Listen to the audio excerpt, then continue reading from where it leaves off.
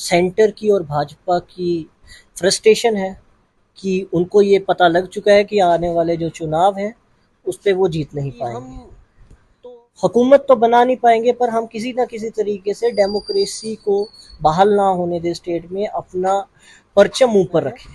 तो उसका एक ही जरिया था कि गवर्नर साहब की पावर्स बढ़ाने के। अब ये मैं समझता हूँ कि 5 अगस्त के बाद ये दूसरी बार ऐसा है कि हमारे जम्मू कश्मीर की डेमोक्रेसी का कत्ल किया गया है। जो यहाँ का चीफ मिनिस्टर होगा उसके पास कुछ पावर्स ही नहीं होगी। सत्य कहेंगे, सत्य लिखेंगे, सत्य चलेंगे। दैनिक स्टेट समाचार टीवी में आप सबका स्वागत है। आपको बता दें कि जिस तरह से एलजी जम्मू कश्मीर की जो केंद्र सरकार ने शक्तियां बढ़ाई हैं, उसको लेकर कहीं ना कहीं राजनीतिक पार्टियां जो हैं वह विरोध भी जता रही हैं और कई राजनेता जो हैं वह अपनी बयानबाजी भी इस पर कर रहे हैं। लेकिन मेरे साथ इस समय मौजूद है नेशनल कॉन्फ्रेंस के युवा नेता राजेश्वर सिंह जी। हम इनसे बात करते हैं, जानते हैं इनका क्या कहना है। जिस तरह से जो शक्तियां बढ़ाई गई हैं एलजी मनोज सिन्हा जी की, उसी के साथ जम्मू कश्मीर में बढ़ते आतंकी हमलों को लेकर भी ये क्या कहेंगे, और उसी के साथ आगामी चुनावों को लेकर इनके साथ हम बात भी करेंगे। राजेश जी, आपका सबसे पहले तो हार्दिक अभिनंदन है दैनिक स्टेट समाचार में। धन्यवाद। जिस तरह से केंद्र सरकार ने एलजी जम्मू कश्मीर की जो शक्तियां बढ़ाई गई हैं, जो पावरें बढ़ाई हैं, इसको लेकर क्या कहना है आपका?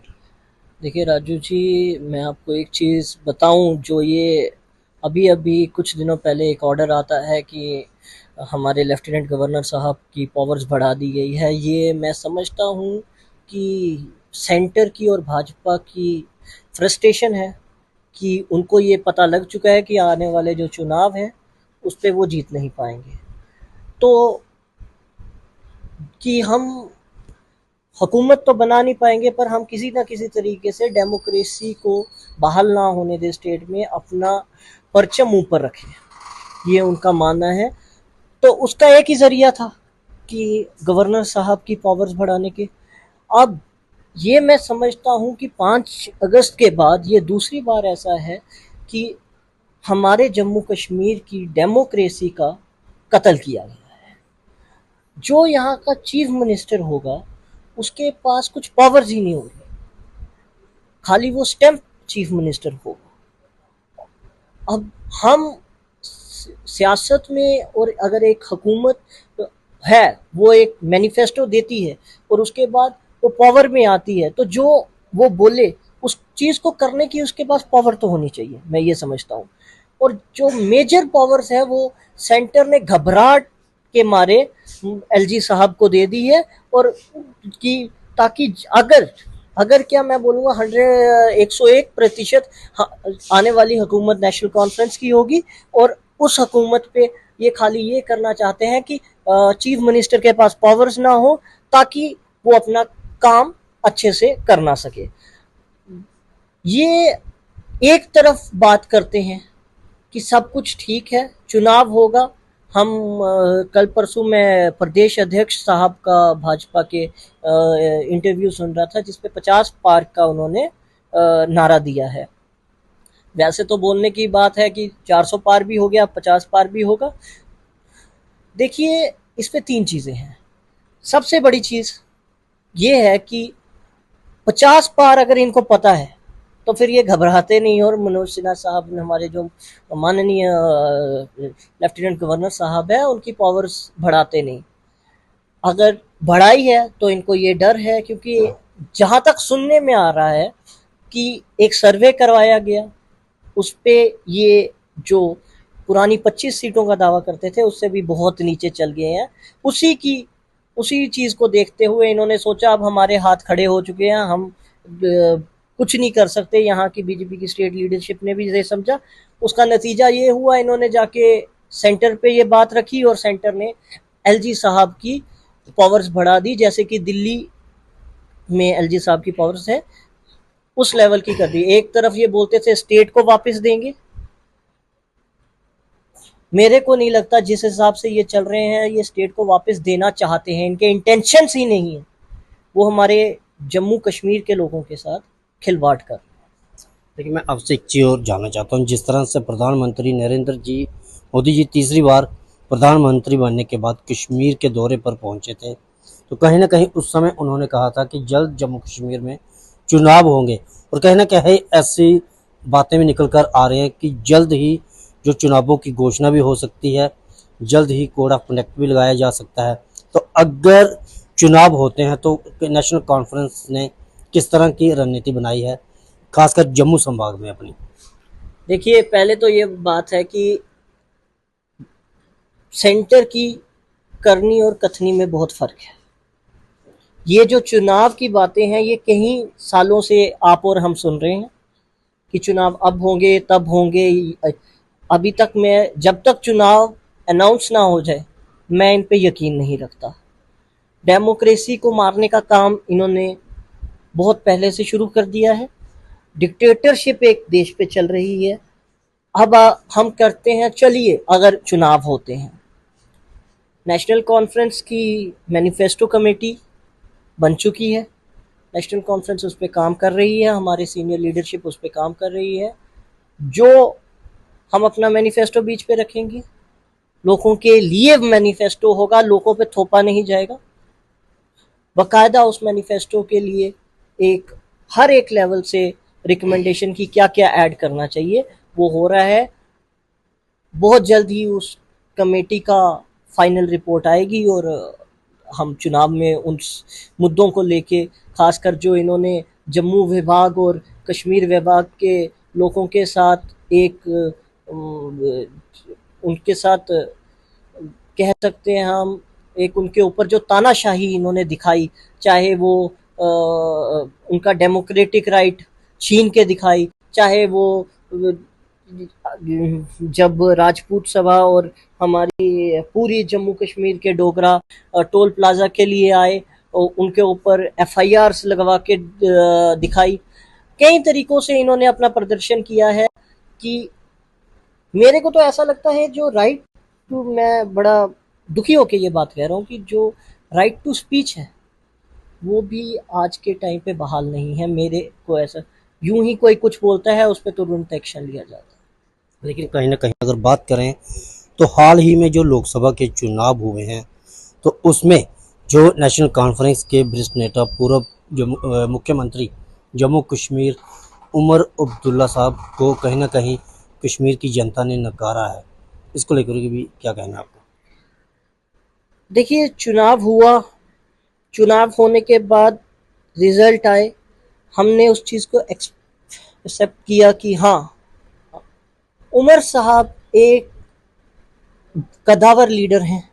उमर साहब पूर्व मुख्यमंत्री रह चुके हैं। उमर साहब पूर्व केंद्रीय मंत्री भी रह चुके हैं। हार जीत बड़े बड़े लीडरों की होती रहती। उनकी वजह ये नहीं रही कि उनको किसी पार्टी ने हराया।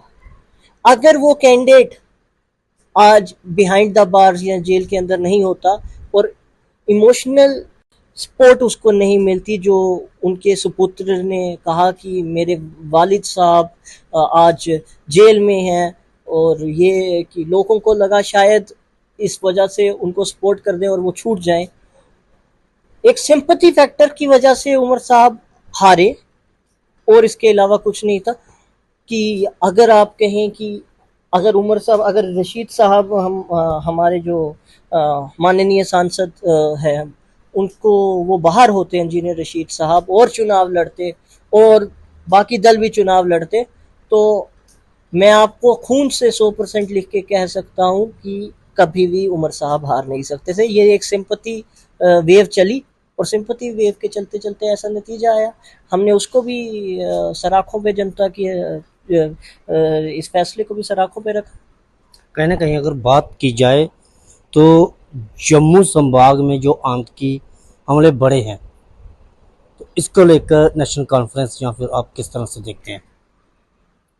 देखिए, मैं इसको दो तरीकों से देखता हूँ। एक तो इस पे मैं देखता हूँ कि केंद्र की जो हमारी सरकार है, जो क्लेम करती थी कि 370 के बाद मिलिटेंसी खत्म हो जाएगी, एक तो उनका फेलियर देखता हूँ। जहाँ जो पूरी पीसफुल एरिया था, मेरे को नहीं लगता आज से 10 साल पहले तक भी कठुआ डिस्ट्रिक्ट में कोई हमला हुआ। पूरा पीसफुल डिस्ट्रिक्ट था, सांबा, कठुआ और जम्मू। एक आधा कोई इंसिडेंट हुआ हो उसको छोड़ के, लगातार कठुआ, रियासी, डोडा, पुंछ, हर एक डिस्ट्रिक्ट में आतंकी गतिविधियां हो रही है। तो ये एक तो फेलियर मैंने आपको बता दिया, और दूसरा मैं साफ कर दूं कि आप कहते थे कि ये जो आतंकवाद है वो खत्म हो चुका है, तो ये कहीं ना कहीं दिखाता है आतंकवाद खत्म नहीं हुआ है, ऐसी जगहों पे भी जाग चुका है जहां पे कभी आतंकवाद था ही नहीं। तो आप ये नहीं कह सकते कि 370 के हटने के बाद आतंकवाद नहीं है, बहुत नॉर्मल सी है यहाँ पे, नहीं है। सच्चाई यही है। आज जम्मू विभाग के लोग भी, खासकर जम्मू, सांबा, कठुआ के लोग भी, मैं कहूँगा घबराए हुए हैं। कभी भी खबर आती है कि एक और मिलिटेंट अटैक हो गया। जो हमारे जवान थे, मैं इस बात को थोड़ा, इन्होंने जवान हमारे तकरीबन आज से 2 दिन पहले तक का जो मैं डाटा देख रहा हूँ, पिछले 1.5 महीने के अंदर लगभग 10 के आसपास जवान शहीद हो गए, 10 सिविलियंस मर गए, 13 से ज्यादा इंजर्ड है। ये रिकॉर्ड फॉर 1.5 महीने के अंदर इंजर्ड और जो हमारे शहीद जवान और सिविलियन जो मर गए 45 प्लस जाता है। तो ये कौन सी नॉर्मल सी है जहाँ पे मिलिटेंट अटैक होता है और इतने लोग 1.5 महीने के अंदर मरते हैं, उसको आप बोलते हैं नहीं जी आतंकवाद तो खत्म हो गया है, आतंकवाद है ही नहीं।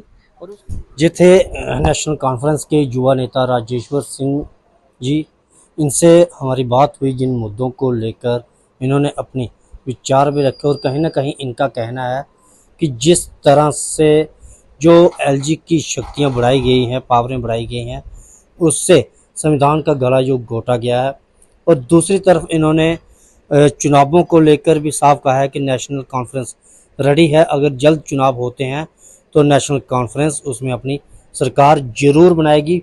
लेकिन हमने जब इनसे एक सवाल किया कि आखिर कश्मीर की जनता ने लोकसभा चुनावों में उमर अब्दुल्ला को क्यों नकार दिया, तो कहीं ना कहीं इन्होंने उसका भी जवाब दिया है। लेकिन अब आप लोग भी कमेंट बॉक्स में अपनी राय जरूर रखें। देखते रहें दैनिक स्टेट समाचार। मुझे और मेरे सहयोगी सोनी को दें इजाज़त। धन्यवाद।